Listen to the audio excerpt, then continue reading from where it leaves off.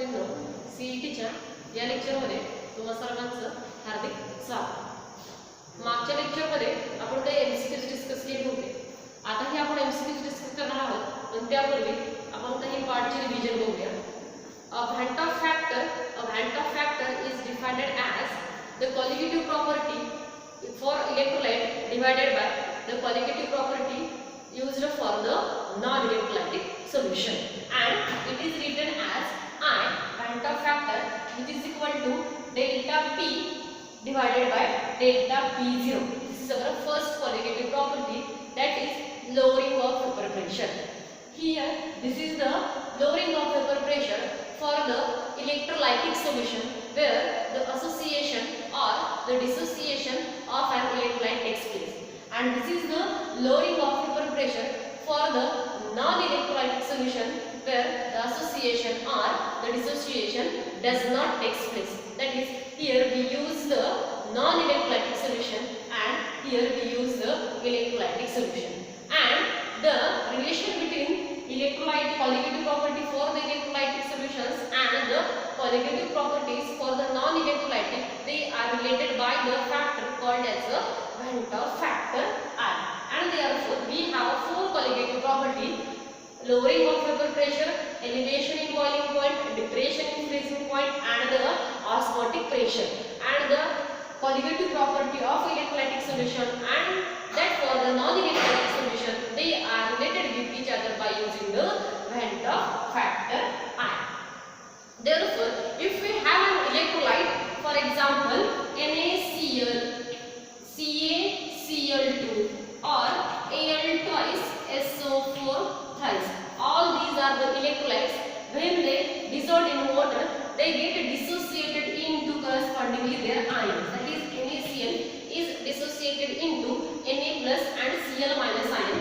CaCl2 calcium chloride is dissociated into Ca2 plus 2Cl minus the Al twice SO4 thrice. It is one of the electrolyte and it get dissociated into Al3 plus means twice Al3 plus thrice SO4 2 minus, and therefore here the 1 mole of NaCl, the 1 mole of CaCl2 or the 1 mole of Al2SO4 thrice is respectively get converted into 2 moles of NaCl. 1 plus 1 2. 1 plus 2 means here the 1 mole is get dissociated into the 2 moles. Here the 1 mole is get dissociated into 2 plus 1 means the 3 moles, and the 1 mole of Al twice SO4 thrice is get dissociated into 2 moles of Al3 plus 3 moles of SO4 2 minus, means there are total how many number of moles or the particles are present after dissociation? The 5 particles are dissociated, or the 5 particles are negated after dissociation of this electrolyte. But if you have an example of a non-electrolyte, for example urea, glucose, fructose, sucrose, all they are the non-electrolyte. When they get dissolved in the water, they does not get associate, does not get dissociate just like the electrolyte, and therefore the number of moles they remains as it is after dissociation. म्हणजे जेवढा आपण urea घेणार आहे तेवढेच त्याचे moles राहतील, त्याचा dissociation हे इलेक्ट्रोलाइट सारखं होत नाही. आणि मग नॉन इलेक्ट्रोलाइट आणि इलेक्ट्रोलाइट मधल्याच्या काही त्यांच्यासाठीच्या काही क्वालिटेटिव्ह प्रॉपर्टीज आपण बघणार आहे. त्यांचे जे रिलेशन आहे they are given by the factor called as a van't factor. ठीक आहे, मग ह्याच्या काय झालं, हा जो काही व्हॅन्ट फॅक्टर आहे त्याच्याच वरती डिपेंडेड पुढची काही एमसीक्यूज आहेत ते आपण बघूया. आपण पुढचा एमसीक्यूज बघूया की जो की ज्याच्यामध्ये आपल्याला दिलेला आहे 81 नंबरचा एमसीक्यूज आहे. त्याच्यामध्ये आपल्याला दिलेला आहे the van't factor will be higher for, म्हणजे व्हॅन्ट फॅक्टरची व्हॅल्यू ही कोणासाठी जास्त असेल, इलेक्ट्रोलाइटसाठी असेल. पण मग त्याच्यात पण इलेक्ट्रोलाइटचे वेगवेगळे प्रकार आहेत. मग पहिलं त्यांनी ऑप्शन दिलेला आहे it is higher for. First आहे सोडियम क्लोराइड, त्याला आपण काय म्हणणार आहे NaCl. दुसरा आहे कॅल्शियम क्लोराइड, त्याला आपण म्हणणार आहे CaCl2. तिसरा आहे सोडियम सल्फेट. तिसरा काय आहे तर सोडियम Na3PO4.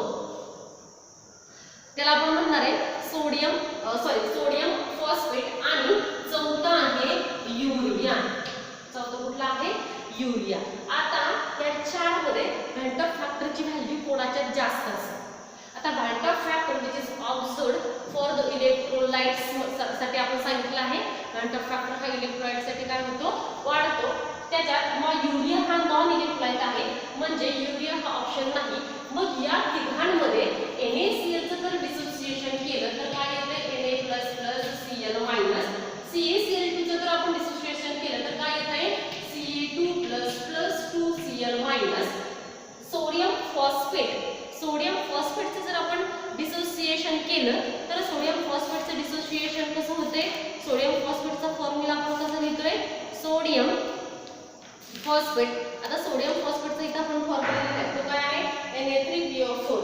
आता म्हणजेच काय आहे, इथं Na चं डिसोसिएशन होते Na+, फॉस्फेटचं PO4 3-. म्हणून Na किती लागेल आपल्याला इथं 3Na आणि PO4 इथं 3 ह्याच्यावरती चार्ज कुठला आहे 3-. आता याचं डिसोसिएशन झालं तर किती पार्टिकल्स तयार झाले, 2. याचं डिसोसिएशन झालं तर किती पार्टिकल्स तयार झाले, एका पार्टिकल पासून, त्याचे एकापासून 2, त्याचे एकापासून 2 अधिक 1 म्हणजे 3, आणि ह्याचे एका पार्टिकलचे म्हणजे एका मोलचे किती मोल्स तयार झाले, 3 अधिक 1 म्हणजे आपण काय म्हणणार इथं 4. म्हणून या तिघांपैकीच म्हणणार आहे, कारण urea is a non electrolyte, त्यामुळे तो काय व्हॅन्ट ऑफ फॅक्टरची व्हॅल्यू त्याची काय असेल 1 असेल. पण त्याच्यापेक्षा जास्त कोणाची असेल ज्याचं डिसोसिएशन होतं. The van't of factor is always higher than 1 for the electrolyte which get dissociated. Remember that the value of van't of factor is greater than 1 where the dissociation of an solute takes place. Means when we use a electrolytic solute where the dissociation of that electrolytic solute takes place, then the value of van't of factor is always greater than 1. एक पेक्षा जास्त आहे तर याची 2 आहे, याची 3 आहे, याची 4 आहे. म्हणजे सगळ्यात जास्त कोणाचे असेल तर option C. The option C is correct for the 81 number question. म्हणजे 81 नंबरचा क्वेश्चन आहे, त्याला करेक्ट ऑप्शन कुठला आहे, ऑप्शन सी. 82 नंबरचा क्वेश्चन आपण बघूया. The relation between degree of dissociation. आता काय विचारलेलं आहे आपल्याला, the relation between degree of dissociation and the van't of factor. The relation between the degree of dissociation alpha of a weak electrolyte AXBY is related to the व्हॅन्ट of factor by the expression. And as we seen, the alpha and I is related with each other as alpha which is equal to I minus 1 divided by n dash minus 1. Alpha which is equal to I minus 1 divided by n dash minus 1. आता हे कसं आलं, if we consider the electrolyte AXBY which is dissociated into X mole of AM plus Y moles of BN minus. आणि सुरुवातीला initial mole of that electrolyte which will be 1 as initially only the reactants are present and therefore initially the concentration of the product will be 0. But at equilibrium if alpha be the degree of dissociation of that electrolyte and suppose consider this is a weak electrolyte, and as we see earlier the electrolytes they are classified into 2 types, strong electrolytes and a weak electrolytes. A strong electrolyte which dissociate completely into its ions and therefore the value of alpha which is always equal to 1 for the strong electrolyte. But for a weak electrolyte which dissociate partially into its ions, and this is one of the weak electrolyte which dissociate partially, means here at equilibrium some of the ions, some of the moles they get dissociated and some remains as it is. For example, असताना सुरुवातीला घेतले आपण 100 मोल त्या weak इलेक्ट्रोलाइटचे आणि झाले त्यातले फक्त 2. घेतले किती आपण 100 आणि झाले त्यातले फक्त डिसोसिएट किती 2. मग राहिले किती 100 वजा 2 म्हणजे 98 असं आपण उत्तर सांगतो. तसंच इथं होतं 1 झालं त्याचं डिसोसिएशन अल्फा तर राहिले किती 1 minus alpha.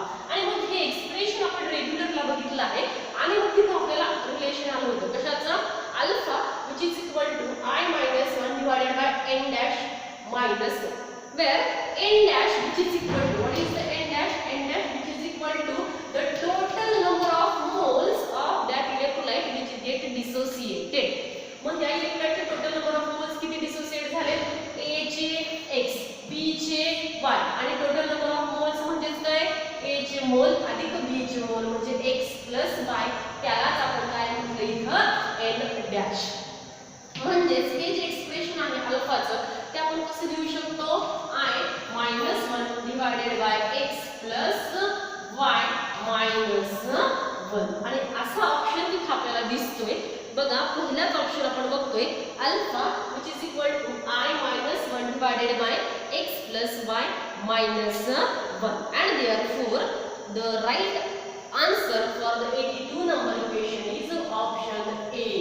The option A is correct for the this question, 82 number question. ठीक आहे. आता बाकीच्या ऑप्शन्स मध्ये जर तुम्ही बघितले हा किती रिअरेंज केलं तरी हे जे काही अल्फाची व्हॅल्यू आहे ती तशी येत नाही, म्हणून बाकीचे तीनही ऑप्शन्स काय आहेत? रॉंग आहेत. म्हणून करेक्ट ऑप्शन कुठला आहे? I minus 1 divided by x plus y minus 1. Next we have 83 number question.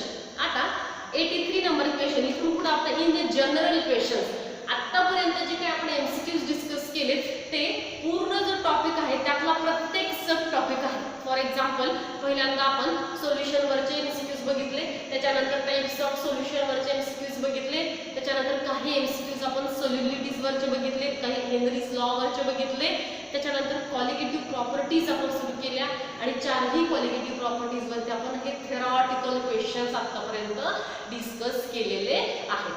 आता आपण काही मिक्स एमसीक्यूज इथं बघूया आणि मग जर आपल्याला नवीन काय आलं तर तो पार्ट आपण तिथेच लगेच रिवाइज करणार आहोत. नेक्स्ट 83 नंबरचा एमसीक्यूज आहे if 5 centimetre cube of acetone is added to 100 centimetre cube of water. काय दिले तिथं?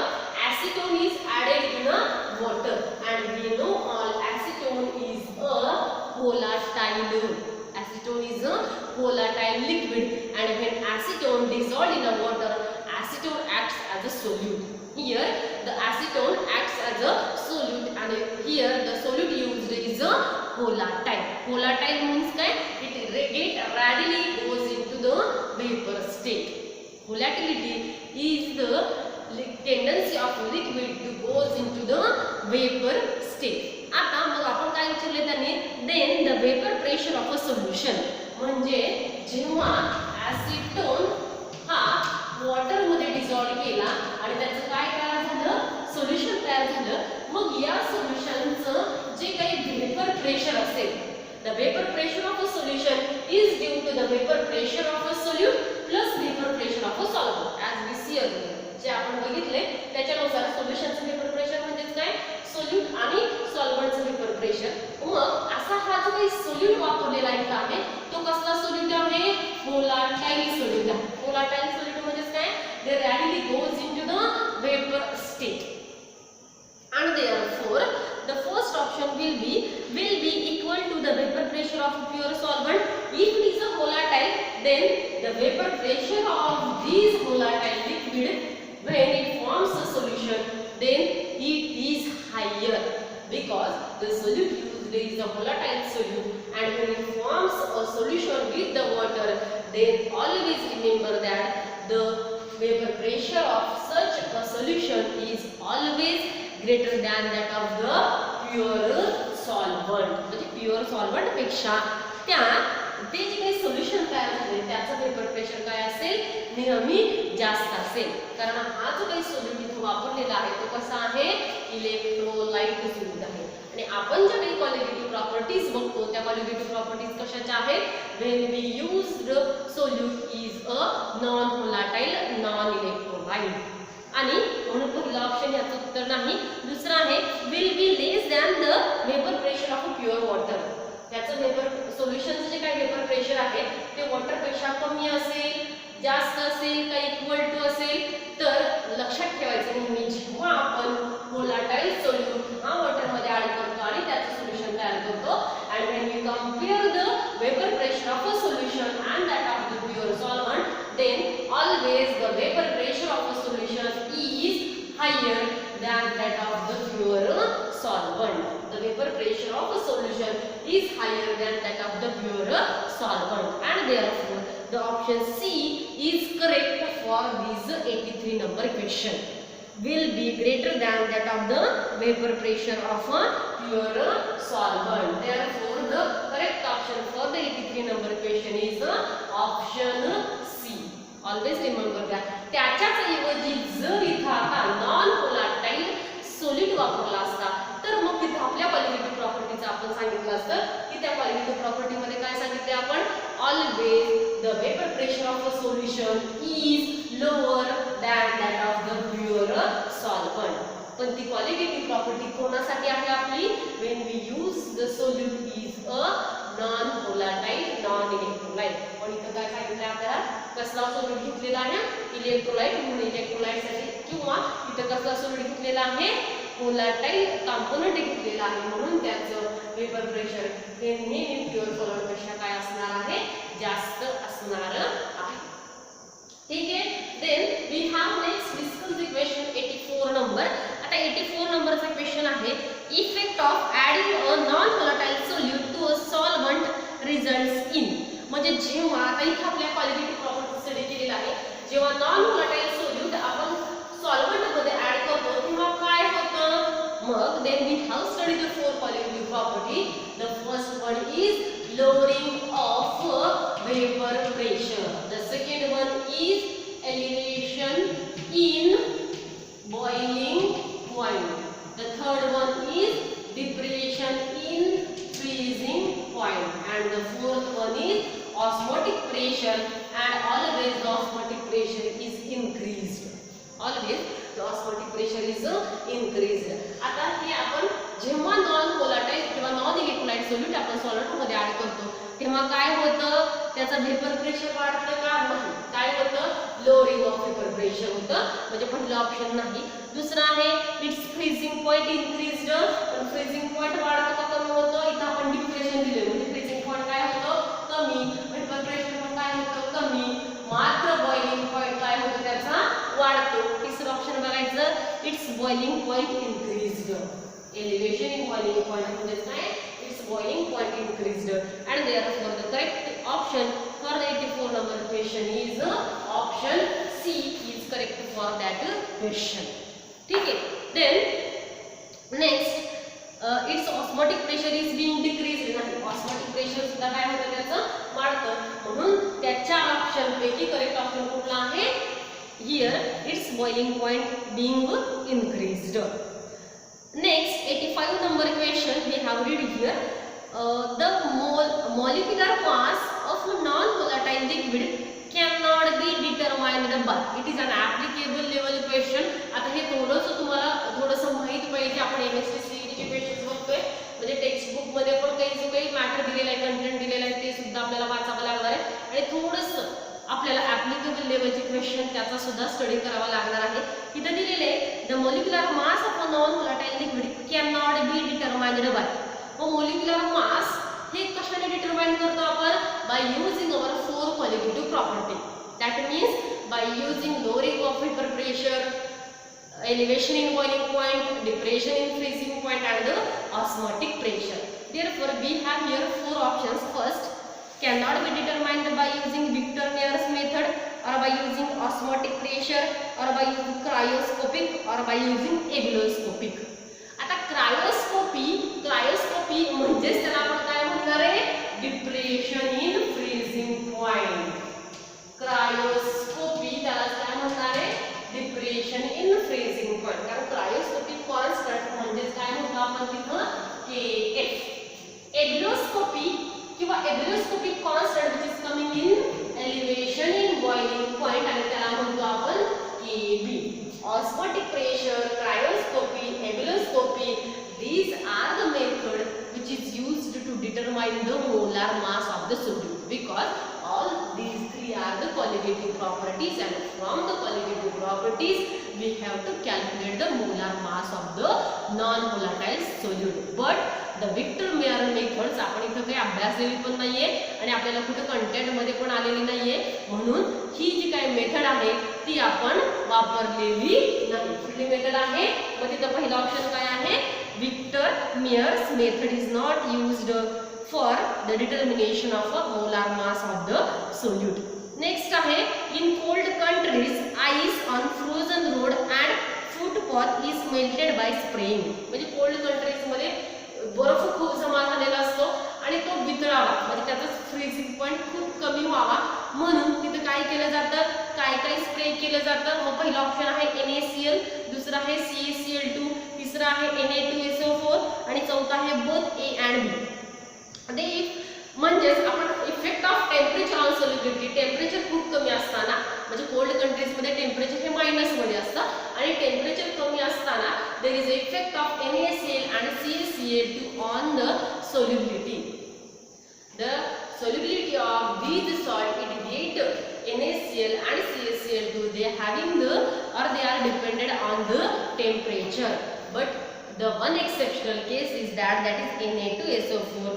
They do not increases or decreases, or the solubility of Na2SO4 does not increases or decreases with the temperature, and therefore the correct option for this 86 number equation is both A and B. We are spraying the NaCl for the depression in freezing point on the road. म्हणजे रोडवरती जो काही बर्फ साठलेला असतो त्याचा freezing point खूप कमी करावा, म्हणजेच तो लवकर मेल्ट व्हावा. त्याच्यासाठी आपल्याला रोडवरती काय स्प्रे करावं लागतं? Either CaCl2 or NaCl. ठीक आहे, म्हणून the correct option for the 86 number question is option D. कुठला ऑप्शन आहे? डी ऑप्शन आहे. Then 87 number the thermometer which is used for the determination of the freezing point of a solution. कुठल्याही सोल्युशनचा freezing point जर determine करायचा असेल तर आपण कुठल्या प्रकारचा थर्मामीटर वापरतो हे सुद्धा आपल्याला माहित असणं गरजेचं आहे. मग बेकमन थर्मामीटर आहे का, केल्विन थर्मामीटर आहे का, जूल्स थर्मामीटर आहे का, ओसवाल्ड थर्मामीटर आहे? आता याचं करेक्ट ऑप्शन आहे किंवा याचं करेक्ट आन्सर आहे for the depression in freezing point we use the Beckmann thermometer. आता हे लक्षात ठेवावं लागणार आहे सगळ्यांना. डिप्रेशन इन फ्रीजिंग पॉइंट ते जर आपल्याला मोजायचं असेल तर आपण कुठल्या टाईपचा थर्मामीटर वापरणार आहे? Beckman thermometer. and therefore option A is correct for the 87 number question. Option A is correct. Then when swimming for a long time, आता उन्हाळ्याचे दिवस आहे आणि तुम्ही जर गावाकडे असाल तर आपण पोहायला जातो, and when we swim for the long time in a salty water, आणि विहिरीतलं पाणी असेल किंवा कॅनल मधलं असेल तर ते मोस्टली कसलं पाणी असतं? Salty water. Means some solutes are dissolved in that solvent, म्हणजे थोडंफार पाणी ते खारट सुद्धा लागतं आपल्याला, म्हणजे काही सॉल्ट त्याच्यात डिझॉल्व्ह झालेले असतात. Then the skin of the finger tips wrinkles. आणि मग काय होतं? आपण एक 2-3 तास पोहल्यानंतर आपली जी काही त्वचा आहे किंवा आपल्या नाकाच्या तिथली त्वचा आहे ती थोडीशी श्रिंक झालेली दिसते, म्हणजे आकुंचन पावलेली दिसते, अशी थोडीशी खडबडीत वाटते आपल्याला. मग असं का होतं? Which one of the following property is responsible for this observation. मग असं काय होतं? म्हणजेच जेव्हा आपण पोहून काय झालेलं असतं, आपल्या बॉडीतलं जे काही वॉटर कंटेंट आहे ते आणि जे काही सोल्युशन आहे, सॉल्ट प्लस वॉटर म्हणजेच काय आहे? सोल्युशन, की ज्या पाण्यात आपण पोहतो ते पाणी कसं असतं? सॉल्टी वॉटर असतं. आणि मग आपल्या बॉडीमधलं जे काही प्युअर वॉटर आहे, तुम्हाला माहिती आहे आपल्या बॉडी निम्म्यापेक्षा जास्त बॉडी आपली कशाने बनलेली आहे? वॉटर कंटेंट आहे आपल्या बॉडीमध्ये. आणि मग ते पोहून आपल्या बॉडीमधलं पाणी त्या पाण्यात, म्हणजे आपल्या बॉडीमधलं पाणी काय होणार? तिथं कमी होणार आहे आणि त्यामुळे आपली जी काही त्वचा आहे ती सुरकुतते, थोडीशी आकुंचन पावते, श्रिंक होते. हे कशामुळे होतं? This is the phenomena, it is called as osmosis, which is our fourth colligative property, osmotic pressure. आणि मग त्याच्या अगोदर आपण जो काही ऑस्मॉसिसचा स्टडी केला आहे, हे सगळं कशामुळे होतं? ऑस्मॉसिस. ऑस्मॉसिस म्हणजेच काय? The flow of a solvent molecule through a semi permeable membrane into the solution. म्हणजे सॉल्वंटचा फ्लो हा फक्त कुठे होतो? Solvent through solution through a semi permeable membrane. म्हणजे आपल्या बॉडीतलं जे काही पाणी आहे ते काय होतं? थोडंसं त्याची लेवल काय होते कमी होते, म्हणजे ते सोल्युशनकडे फ्लो होतं, म्हणूनच आपली जी काही त्वचा आहे थोडीशी ती काय होते सुरकुतते. It is due to the osmosis and therefore the correct option for this question 88 number equation ह्याचा ऑप्शन काय आहे correct option due to osmosis or dialysis or electrodialysis or coagulation, and the correct option is option A is correct for this 88 number question. 89 number question बघा, हे बघितलेलेच आहे आपण. The solution which obeys the Raoult's law over the entire range of pressure, entire range of concentration at a given temperature is called as an ideal solution. The ideal solution which one obeys the Raoult's law? The Raoult's law, in the Raoult's law, the solution used in that solution, the two components of the solutions, they are volatile components. Ideal solution. मग हा जो काही Raoult's law आहे, Raoult's law, the solution which obeys the Raoult's law is called as an ideal solution, and therefore the correct option for the 89 question is option D. The Raoult's law means the ideal solution is obeys the Raoult's law. Then next 90 number question, which of the following is not a solution? आता solution म्हणजेच काय? For a solution we require more than two components, two or more components. When they mix together then it forms a solution. The first option is air, and we know all that the air is a mixture of many more gases. When many more gases comes together then it forms a air. Air is also a solution of many more gases. B, a gold ring. A gold ring is a solution of a solid in solid. A gold ring means it contains some solids in solid. It is also a solution. C, smoke. The correct option for this 90 number equation is option C. A smoke is not a solution. A smoke is not a solution, and the option D is a saline water. And we know in a saline water the content of saline water is some salt and the water. For example, NaCl असेल, NaCl in water, त्यालाच आपण saline water असेही म्हणू शकतो. Therefore, the correct option is a C for 90 number equation, means a smoke is not a solution, and all three are the solution. So students, here we are completing the 19th equation depended on the 19 theory questions depended on the solutions topic. In the next lecture we have discussed some theoretical questions, and we are starting the numericals or the numericals based on these solution topic. So thank you for the day.